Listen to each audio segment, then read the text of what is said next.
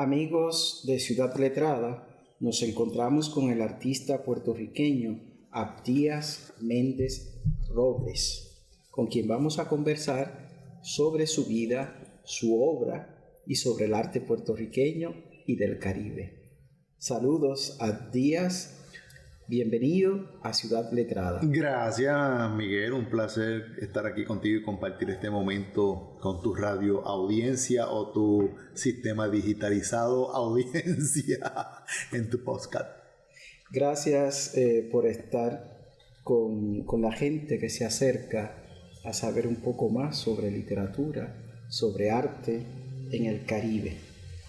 Pues en este programa especial, por la amistad que nos une y por el aprecio que tengo a tu obra, me gustaría que comenzáramos hablando de tu vida, cómo surge como artista y cuáles son las experiencias vitales que en el trayecto de tu vida ha ido acumulando y además integrando a tu producción artística. Interesante pregunta que cuando uno le toca contestarla hay una mezcla de cierta forma tratar de ser humilde, pero a la misma vez la parte histriónica o egoísta del artista, que creo que casi todos los artistas tenemos una parte egoísta de protagonismo, ¿no? Bien, ese inicio yo te diría que está desde el momento en que yo tuve conciencia de que podía expresarme a través de la figura o los gestos, con un lápiz, con algo que pintara, que manchara algo. Creo que desde ahí empieza a nacer, no que lo estuviera haciendo en forma consciente, sino que era algo así espontáneo. Y donde puedo marcar ese pico, que identifico que el arte, no sé a dónde iba a llegar, pero el arte era parte de mi vida. Cuando pequeño íbamos a la finca de mi papá, y allá en la finca, cuando movían la tierra, salían unos pedazos de piedra blanca, que era como de cal, que eran maneables, eran fáciles de tallar, de darle forma. Y yo, así porque sí, me traía esos pedazos sencillamente para hacer escultura. ¿Qué edad tendría? Tal vez tendría como 9 años cuando me prestaba para eso, pero era que el cuerpo, el ser, me lo pedía. Veía esa cosa blanca allí tan bonita, aquella piedra que yo podía romper y verla tan blanca por dentro, que no sé de qué eran. Yo digo que eran como de cal, pero no tengo evidencia y lamentablemente nunca se logró guardar una figura de esta. Yo pues las tallaba con lo que encontraba en la mano. Empezaba a tallar las figuras, hacía cabecitas de mujeres, cabecitas de indio, cabecitas de hombres, cabecitas de perro, de todo lo que se me imaginaba creaba yo con aquellas piedras, y luego le daba color con lo que encontrara, con betún, con témpera, con alidina, todo lo que yo entendía que podía darme el pigmento a la pieza que estaba tallando, lo hacía. Es ahí donde yo te puedo decir que en forma razonal puedo identificar un punto de partida. Claro, luego en el proceso, a través de estar estudiando en la escuela, identifico que donde más cómodo yo me sentía en las clases de arte. Y la única medalla que tuve durante mi periodo de educación, sobre todo en la intermedia, fue en arte, donde yo recibí una medalla en arte industrial. Y donde más espontaneidad tenía para ser voluntario era cuando llamaban a voluntarios que quisieran trabajar en algo de arte. Ahí yo rapidito levantaba la mano y era el que estaba al frente. Y a la misma vez fue un periodo intenso en mi vida por los cambios de edad, los cambios de ver la vida, de la percepción de la vida, donde el arte me ayudó a centrarme. El hecho de haber recibido esa medalla me demostró de que yo no era una persona bruta. El que a lo mejor estaba teniendo problemas de educación era por problemas de disciplina, no porque no tuviese inteligencia.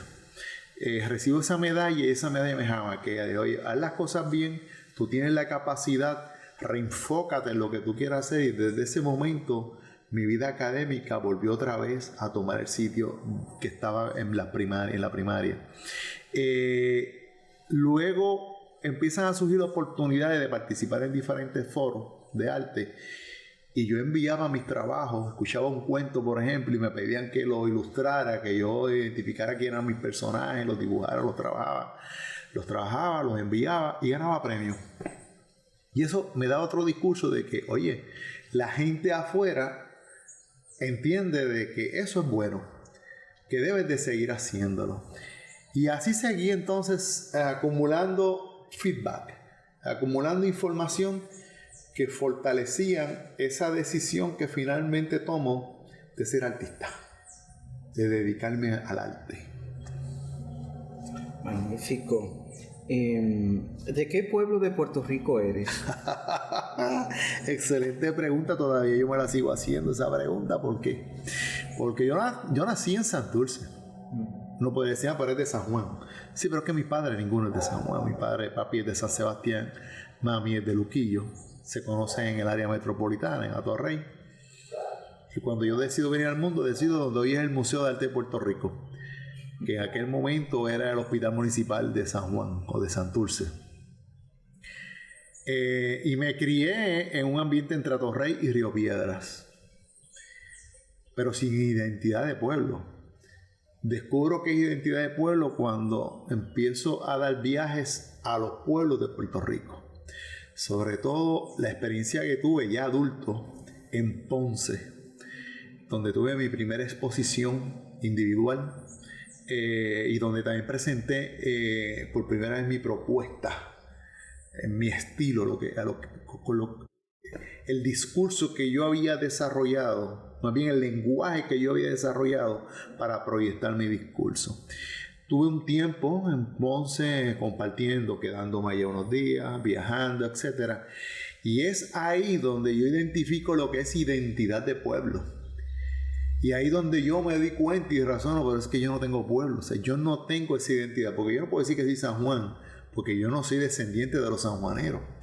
Decir que soy de Atorrey, pues Atorrey no es un pueblo, Atorrey es un espacio dentro de esa gran metrópoli.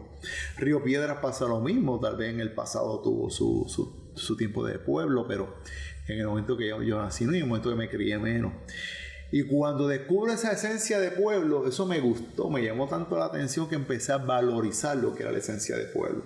Y ahí me pongo a buscar información sobre los orígenes de mi padre, San Sebastián, los orígenes de mi padre, de mi madre, Luquillo. ¿Qué significaba eso de ser de Luquillo, de ser de San Sebastián? Y a través de esa información voy alimentando esa necesidad de tener identidad. Claro, descubro de que no podía decir que yo no era de San Sebastián porque no había nacido en San Sebastián, no me había criado en San Sebastián, no conocía el entorno ni tenía el influjo de San Sebastián. Lo mismo me pasaba con Luquillo, aunque había sido el espacio que más había frecuentado. Pues decido entonces aceptar la realidad de que yo no tengo identidad de pueblo, tengo identidad de país, pero no tengo identidad de pueblo. Y luego cuando me preguntan que de qué pueblo yo nací, o que si yo tengo un pueblo donde nací que se llama San Juan, pero yo no puedo decir que tengo identidad de pueblo. Bueno, dime una cosa, la escuela superior, ¿dónde la hiciste? La Escuela Libre de Música. En la Escuela Libre de Música, así que entraste a una escuela de arte, porque la Libre de Música, no sé en qué momento se convirtió, ¿verdad?, en una escuela de arte. La vuelta que da la vida, Miguel. Yo ya había estudiado música independientemente con el clarinete. El clarinete es mi instrumento. Pero eso lo había hecho, de cierta forma, no por obligación, sino como parte de un proceso de ejercicio. No porque yo me creyera músico, ni como que había identificado que la música era la forma de expresar mi arte. Ya yo tenía claro de que era la pintura, de que eran las artes visuales, no era la música. Cuando salgo de la escuela intermedia, quiero aprovechar mi mundo, mi vida, en algo más útil. Identifico que la Escuela Libre de Música, como escuela pública superior, era un semicolegio. Me daba la estructura educativa que tal vez me podía dar un colegio, pero que yo no podía costear. Y a la vez se me hacía fácil el enlace con la Escuela Libre de Música por mi experiencia como músico, y por eso es que entro. Cuando me hacen los exámenes, los paso. Y salgo muy bien. O sea, mis notas en el clarinete eran muy buenas, en la música era muy buena. Pero en el proceso descubro de que yo no tengo talento de música. Era muy bueno en el clarinete por la disciplina y el proceso de tocar, pero si me quitaban el director, me perdía.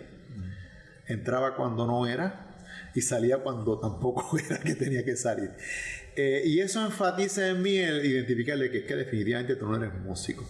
Voy a traer una anécdota aquí interesantísima porque quien hoy es uno de mis mejores amigos, compañero de batalla en este mundo del arte, que es Edwin Mauraz. Edwin Mauraz era profesor de arte ahí en la Escuela Libre de Música. Pero yo nunca cogí arte, porque ya a esa edad ya yo había pasado por las manos de Cajiga. Y yo me sentía ya que yo era artista, era pintor. O sea, yo lo único que tenía era que coger el pincel, el lápiz y seguir trabajando. Por tal razón yo no entro al mundo de la pintura cuando estaba Edwin Mauraz ahí. Digo, tampoco yo conocía quién era el maestro Edwin Mauraz, también él estaba empezando en ese momento. Ni idea tenía de lo que se iba a convertir en el futuro. Paso con ficha, o por decir, la presencia de Edwin Mauraz allí y las clases de arte. No cojo ninguna clase relacionada a las artes visuales, porque yo entendía que ya ese proceso de aprendizaje ya yo lo había pasado. Y me centré exclusivamente en lo que era la música. Claro, eso me dio una gran ventaja en cuanto a tiempo. Porque en el periodo de hacer esa escuela superior, que se supone que son 3 años, al yo haber acumulado créditos en música, en fundamentos de música, coger las clases básicas de los españoles, inglés, etc., en 2 años yo logré hacer los 3 años. Y eso me da pie a salir jovencito para la universidad y entrar antes del periodo de la gente, algo que me gustaba porque así era como yo quería correr el mundo. Avanzar lo más rápido posible. La Escuela Libre de Música, que se fue a esa escuela superior, para mí fue una experiencia espectacular. Mi alma mater a nivel educativo primario es la Libre de Música. Ahí tuve unas experiencias sensacionales de grupo, de equipo de trabajo de estudiantes, profesores que eran espectaculares en cuanto a sus disciplinas como músicos. De los mejores maestros que habían y músicos que había en el país estaban ahí dando clases. Hoy día tengo la virtud de que en mi vecindario todavía vive uno de esos profesores, que es Ocasio. El profesor Ocasio, que aquella ocasión lo conocía como el profesor Ocasio y es Junior, que es el nombre ya más familiar de amistad, con que cuando me encuentro hablamos, pues, recordando esos momentos. Esa experiencia de tú estar en un grupo como un coro, salir a cantar, que te inviten, que te reconozcan, ese proceso de tú ser aceptado y reconocido, eso alimentaba mi ego, mi razón de ser, mi existencia. Esa cosa llamada ese ser humano se sentía útil ahí dentro porque era parte de un equipo, era reconocido por lo que hacía. Y esa experiencia, voy te digo, fue un proceso espectacular, brillante en mi vida, porque digo brillante por el efecto de que me dio luz, me ayudó a identificar qué cosas yo era bueno, en qué cosas yo no tenía talento también, me ayudó a identificarlo, y además me abrió la oportunidad a darle fundamento de vida, de existencia, de propósito a mi vida. Cuéntame el contexto social y cultural de Puerto Rico en el momento en que tú comenzaste a verte como un artista y a buscar alguna forma, ¿verdad?, expresiva, como ese lenguaje del cual hablaremos más adelante, pero que tú fuiste buscando poco a poco.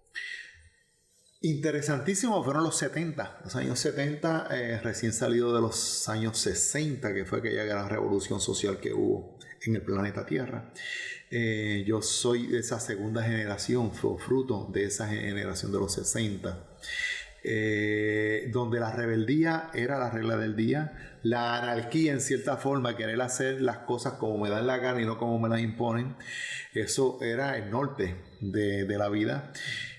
Puerto Rico en términos culturales pues había una efervescencia, pero a la misma vez pues conocemos todos los problemas que hay con la cultura en Puerto Rico, que no ocupa ni el primero ni el segundo lugar, ¿no? Muchas veces el tercero, y si pueden borrarlo lo borran. Y había unos foros que luchaban tenazmente por defender esa identidad puertorriqueña, con los cuales yo me identificaba, porque también tenía necesidad de buscar esa identidad puertorriqueña y protegerla, defenderla. en el arte se estaban dando una de vertientes increíbles, porque se estaba recogiendo el fruto de los artistas de la generación del 50, aquellos artistas que a lo mejor los miraban por encima del hombro porque eran rebeldes, porque eran nacionalistas, porque tenían influencia comunista. Y esta generación en el 70 rompe un poco esa barrera y los busca. Son las exposiciones de ellos, junto con esa generación nueva de artistas que surgían, que habían ido fuera de Puerto Rico a estudiar, a México, a España, a los mismos Nueva York, a Francia, que muchos de ellos o eran maestros o estaban en el proceso de presentar sus proyectos plásticos. Y de la misma forma que veíamos una exposición de Fano Irizarry, por ejemplo, con sus paisajes del norte, podríamos ver una exposición de un Edwin Mauraz, con su propuesta más contemporánea, o de Luis, o de diferentes artistas que estaban en ese momento. O sea, había esa fusión que era una forma de elementos extremos presentando y compartiendo un mismo espacio, y que en ocasiones el coleccionista que iba a una exposición de Cajiga con su propuesta de arte popular, de ahí salía a una exposición, una galería, como se llamaba, galería sin nombre, que eran propuestas contemporáneas. Y fue un proceso donde tú tenías tanta vertiente, pero a la misma vez tenías referencias. Esto me gusta porque por tal razón, y esto no me gusta por tal razón. Aquí me siento identificado, aquí me siento cómodo, o aquí es un reto, o esto lo rechazo. Y había todo ese insumo cultural, tanto en la plástica como en la literatura, como en la música, donde completaban ese ser que se estaba formando. Claro, te estoy hablando de gente que ya tendrían tal vez 20, 30, no, 20 no, tendrían más 30, 40 años, y nosotros que estábamos en ese proceso de la adolescencia y juventud temprana, ¿no? 15, 16, 18, 20, 21 años. Y eso alimentó el ser artista, el ser como criatura, como ente pensante, artista que a la misma vez quería utilizar el arte en términos de herramienta para proyectar una propuesta, para proyectar una inquietud. Y pues no es de extrañar que muchos de nosotros, y aquí pues, no voy a hablar de los demás, pero voy a hablar de mí, que al principio de nuestra obra es una obra que a veces tiende a repetir los discursos más nacionalistas o discursos más patrios, de campo, de la bandera, de las situaciones socioeconómicas y políticas. Claro, con el tiempo uno va rompiendo un poco eso, porque en mi caso, yo no quiero hacer un arte político para defender ninguna línea política partidista. No, para nada. Yo lo que quiero es de llevar un mensaje de conciencia más espiritual, un mensaje de conciencia más existencial, del yo ahora, del ente, del ser pensante, que no importa lo que pasa a nivel político o socioeconómico, tú como ser debes, y fíjate que no utilizo la palabra debes aportar algo al otro ser humano que te acompaña en este viaje.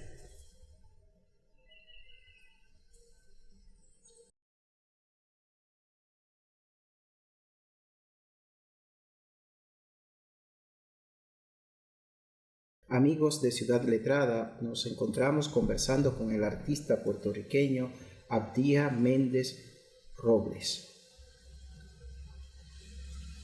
Interesante en la pregunta anterior que al desarrollarla has hablado de una confluencia generacional y distintas estéticas que coincidieron en ese Puerto Rico que tú comenzaste tu carrera de artista. Había una literatura y un arte comprometido entonces, pero los 70, y creo que justamente cuando comienza a desarrollarte en la segunda parte de los 70, hay una mirada más estética al arte y cierto abandono de lo que fueron los discursos, ¿verdad?, de los 50, de los 60, de un arte más comprometido, más identitario, más puertorriqueño, y por un lado, vamos a decir, buscando lo puertorriqueño a través de lo universal. Cuéntame un poco sobre el ambiente artístico Mucha gente no sabe cuántas galerías había entonces en Puerto Rico, cómo eran las distintas propuestas de arte, pero también un arte que convocaba y tenía mucho público. Háblame un poco sobre ese momento. Si yo fuera a marcar un punto de la época dorada de las artes visuales en Puerto Rico, yo te diría que fue, dentro de todo su entorno, no en cuanto a la calidad o propuesta plástica, sino dentro del entorno de todo lo que es arte. Yo te diría que es esa década entre los 70 y los 80. Porque surgieron, era una nueva generación, vamos a partir. Económicamente el país estaba mucho mejor que los años 50. Mucho mejor que los años 60. El proceso educativo era también mucho más avanzado. La educación, pues, eran generaciones más educadas en términos académicos. Habían vivido, teníamos ya la influencia de que las noticias llegaban por televisión. Fue una generación, esa generación de finales de los 60 y principios de los 70. Yo siempre no tengo las evidencias cuantitativas ni científicas para validarlo, pero siempre he tenido la observación de que la gran revolución social de los 60 en Puerto Rico llegó en los 70, no en los 60. Claro, fruto de lo que se hizo durante la generación de los 60. Y ahí hay un boom, tanto económico, educativo. El puertorriqueño sentía con la libertad de salir, viajar y estudiar donde le daba la gana. No era eso que tenía que ir a la Universidad de Puerto Rico porque era la única alternativa que tenía o que había identificado. Podía salir y viajar para el país que quisiera. Los viajes, claro, eran más caros de lo que tenemos hoy día. Pero tenía esa facilidad. También tenemos que entender que ya esa migración que había en los Estados Unidos de puertorriqueños, sobre todo en Nueva York, había muchos puertorriqueños regresando, hijos de la migración, regresando a Puerto Rico con otras mentalidades, con otras vertientes, muchos de ellos buscando rescatar sus raíces, como lo vemos en Nick Quijano, por ejemplo. Otros que pues habían logrado cruzar el charco a nivel académico y ver que hay otros mundos, que Puerto Rico no llega hasta el Mar del Norte, ni el Mar del Sur, ni el Este o el Oeste. Hay otros mundos. Y va y los busca, los conoce, se expone y los trae sin vergüenza. Y al decir sin vergüenza es porque se atrevía a traerlo y presentarlo, aunque no vendiera, ¿verdad? Eso no implicaba que había una desconexión entre la identidad nacional. Para mí es que estaban fortaleciendo más su identidad nacional a tener ese otro espacio de información y conocimiento. No quiero entrar en una confrontación entre si la generación del 50 y el 60 era más nacionalista que la del 70 y el 80, porque no creo que sea eso. Fueron circunstancias diferentes. Ya en los 70 Puerto Rico era Puerto Rico. Que lo que es hoy, básicamente, en el 2023, más de 50 años más tarde, es lo que era Puerto Rico en los años básicamente 70 y 80. No así el Puerto Rico de los 60, 50, 40, que era esa generación de artistas que habían creado esa conciencia nacionalista, pintando el arrabal, pintando el campo, pintando el flamboyán, pintando el puertorriqueño, pintando los juegos típicos del país, yéndose a buscar dónde está el pastel, dónde está la alcapurria, dónde está el bacalaíto, porque fue un momento de una lucha de fortalecer los elementos que ayudaran a proyectar la identidad puertorriqueña. Ya en los 70 las circunstancias fueron otras. Ya el Puerto Rico se sabía que era Puerto Rico. Y en cierta forma, y lo pongo entre comillas para que no me malinterpreten, la cosa política en cierta forma se había ya solucionado, tan defendible como debatible. Pero el issue del estatus, aunque habían elementos que buscaban estadidad, independencia, había un consenso masivo en Puerto Rico donde lo que teníamos era la solución al problema de Puerto Rico. Y más cuando lo veíamos en que eso había traído un crecimiento económico. No estoy defendiendo el estatus político. Son las circunstancias socioeconómicas y políticas que se dan, ¿verdad? Ese puertorriqueño de los 70, ¿en qué está viviendo? En una abundancia del trabajo de los 50 y los 60. Televisores a colores, casas, carros nuevos, carros modernos, influencia de todo tipo. Lo que pasaba en Europa a las 24 horas ya se sabía aquí porque había televisores cómo comunicarlo. Si había problemas económicos, brincaban el charco y iban a trabajar en cualquier sitio dentro de los Estados Unidos. Es decir que la situación económica y social que vivió Puerto Rico en los 30, 40 y 50, que propulsaron la inmigración de puertorriqueños hacia Estados Unidos, 1970, 1 millón de puertorriqueños en Estados Unidos, en cierto sentido se había estabilizado con el crecimiento de una clase media que tenía una serie de posibilidades y además que tenía universidades donde podía ir a estudiar o podían los padres mandar a sus hijos a estudiar a Estados Unidos. Y los problemas que se establecieron en Puerto Rico, pienso yo, para seguir un poco tu pensamiento, en las décadas del 10, del 20, las preocupaciones que tenían esos intelectuales como Pedreira ya no eran las mismas para la generación, ¿verdad?, del 70 y del 80. Me parece interesante tu enfoque. Como siempre, sabemos en qué terreno pisamos y donde hay minas y donde hay mantequilla. Así que cualquiera puede resbalar, ¿verdad? Correcto. Cuando hablamos de estos temas, tú y yo lo sabemos muy bien. Pero bueno, cuéntame, Abdías, ¿cuáles fueron entonces tus maestros? Ok. Antes de los maestros, quiero darte respuesta a una de las preguntas que hiciste que se quedó sin contestar, que es cuántas galerías habían. Puerto Rico nunca ha tenido un mercado sólido del arte. Eso nunca ha existido en Puerto Rico. Pero yo te podría decir que durante la década del 70 y el 80 fue el momento más sólido en cuanto a propuestas de mercado.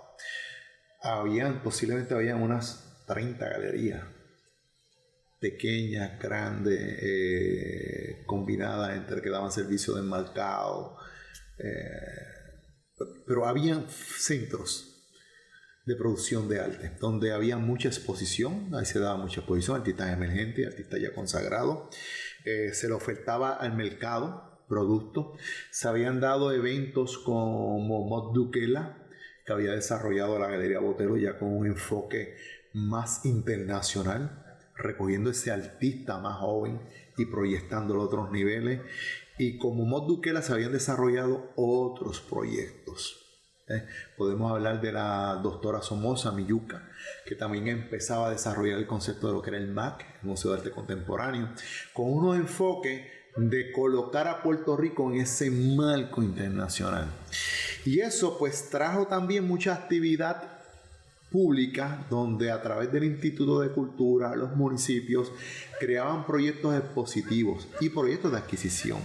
La empresa privada creó una serie de proyectos, como fue el museo, el Chase Manhattan Bank, que daban unas exposiciones anuales espectaculares, y así sucesivamente otras instituciones. Había un boom dentro del arte y el mercado del arte. Claro, atando otra vez esto a lo que mencioné, que Puerto Rico nunca ha tenido una estructura sólida del mercado del arte. Nunca lo ha tenido. Hablando entonces ahora de los maestros, de la última pregunta que me haces, ¿quiénes fueron esos maestros? A nivel académico, yo te diría que mi primer maestro fue Cajiga. Siendo yo un adolescente, tal vez tendría yo como unos 17 años. Estando por San Juan, ahí donde nos conocemos, precisamente la galería que le estaba abriendo, la Galería La Caleta. Y es el que me invita a identificar mi interés por el arte y mi predisposición a utilizar el arte como una herramienta de vida. Él me invita a seguir visitando su taller, a darme clases voluntariamente, me invita a traer mis trabajos Como él decía, tráeme tus trabajos. Y yo, pero lo que tengo son un par de garabatos allí. O sea, eso es un honor decir que lo que tengo son trabajos. Pero eso me halagaba, me hacía sentir grande ya en cuanto al arte. Y él darme esas instrucciones. De hecho, con Cajiga es con que tengo mi primera exposición. Y a Cajiga le agradezco ese primer fundamento en cuanto a lo que son las artes visuales. Claro, eso lo ato al evento de que durante mis estudios de escuela intermedia y primaria, pues siempre el arte fue el proceso de yo comunicarme, de donde más cómodo me sentía. Luego de Cajiga, hay una figura a nivel académico que me ayudó muchísimo, que fue Giampiero Rosati, el profesor Giampiero Rosati, que fue maestro de dibujo que yo tuve.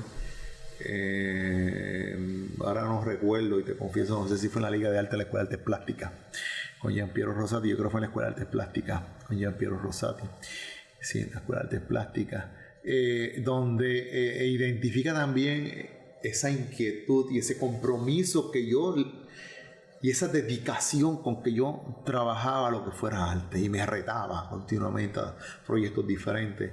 Y él es el que me recomienda y me dice: Díaz, no busque en estos centros nada más, porque ya la parte académica del dibujo, lo básico, ya tú lo dominas. Y tú lo que quieres es desarrollarte en pintura. Así que vete directamente donde un maestro del oficio, que te enseñe el oficio como se enseña en las academias. Ve donde Cervoni.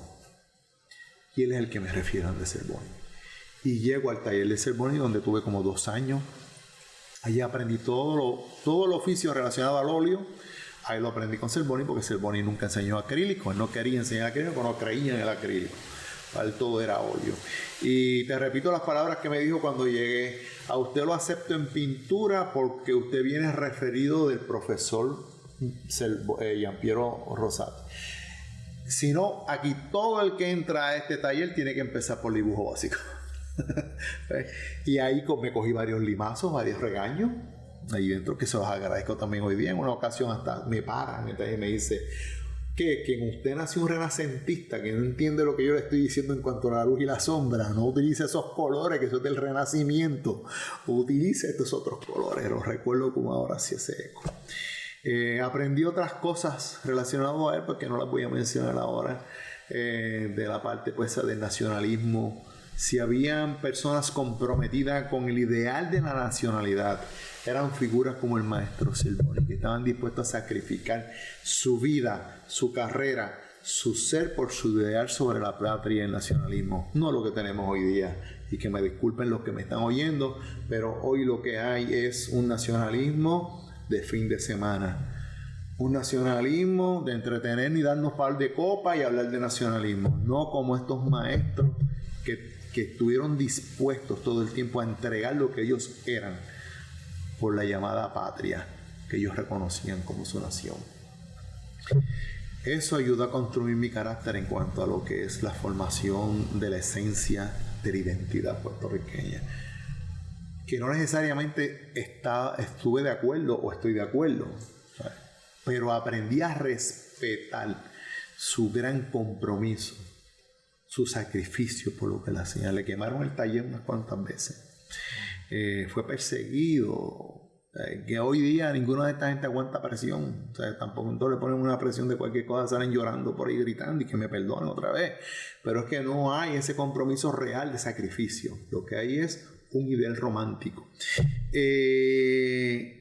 Cervoni fue ese gran maestro del oficio en la pintura. Y a la otra figura que yo le reconozco es Alfonso Arana. Alfonso Arana fue mi mentor. Fue quien, cuando yo compartí con él mis inquietudes de que yo quería era ser pintor, de que eso era lo que me llenaba, de que ya yo había hecho otras carreras, tenía otras carreras, buscando suplir esa necesidad económica, etcétera, pero ese vacío del pintor, de que no estaba produciendo, de que no estaba dedicándole todo el tiempo como quería, cada rato me llamaba y me reclamaba. Y es Arana quien me da ese reenfoque, me recoge todas las piezas que habían, me ayuda a estructurarlas, a darle dirección, y de ahí en adelante la historia fue otra. Conocí a Arana en París, en su taller allí. Muchas lecciones. Si algo yo puedo, si a alguien yo le debo dar crédito por mi carácter como artista, se lo debo a Arana. Como maestro, acá en cuanto a la academia y en cuanto al compromiso con el oficio.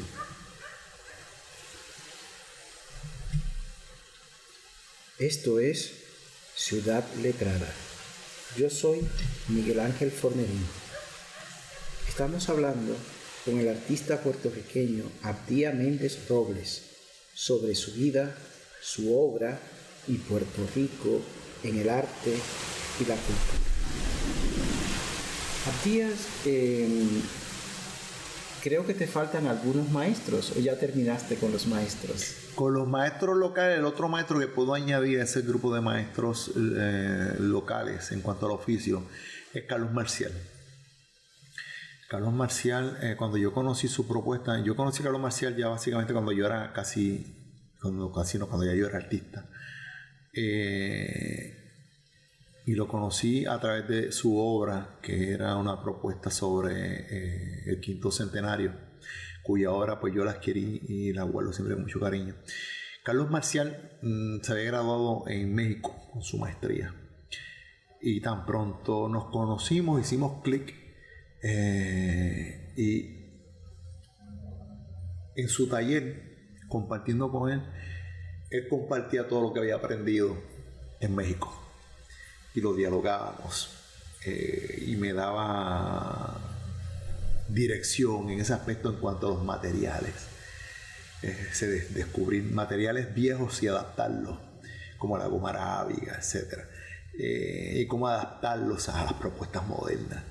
Y eso fue un proceso muy interesante porque me motivó a mí a romper paradigmas, a atreverme a utilizar elementos que a lo mejor no eran materiales, vamos a ponerlo así, que a lo mejor no eran por los más cómodos que yo me sentía, pero fortalecían la propuesta del arte. En cuanto al medio, Carlos Marcial, pues dialogábamos mucho, tuvimos varios encuentros donde nos reunimos y dialogábamos mucho sobre diferentes temas teóricos sobre el arte. Y claro, otra vez recalco, Arana fue mi mentor en ese proceso. En cuanto a la academia, Arana me llamaba cuando venía a Puerto Rico, me decía: ven para San Juan, te voy a invitar a cenar, ve, trae tu obra. Y pues cuando yo llevaba la obra, yo pensaba que era que él la quería para analizarme, decirme que estaba haciendo bien, estaba haciendo mal. Sí, eso él lo hacía y me daba recomendaciones con la sutileza que siempre él tenía. Pero lo que hacía era que ponía mis obras en el medio de la sala, junto con obras de él, para todos los invitados, empezar a hablar de mi obra y comunicar mi trabajo con las personas que estaban ahí. Algo que a mí me llenaba de mucha emoción, alimentaba mi ego, porque ese ego del artista, pues cada vez que le dan una gota de alimento se crece, claro, en términos teóricos, en cuanto a influencia de maestros, hay varios que yo pues los estudié, recogí de su propuesta. Gracias, Abdías. Vamos, amigos oyentes, a hacer una segunda parte de esta conversación con Abdías y sobre todo con los mismos temas.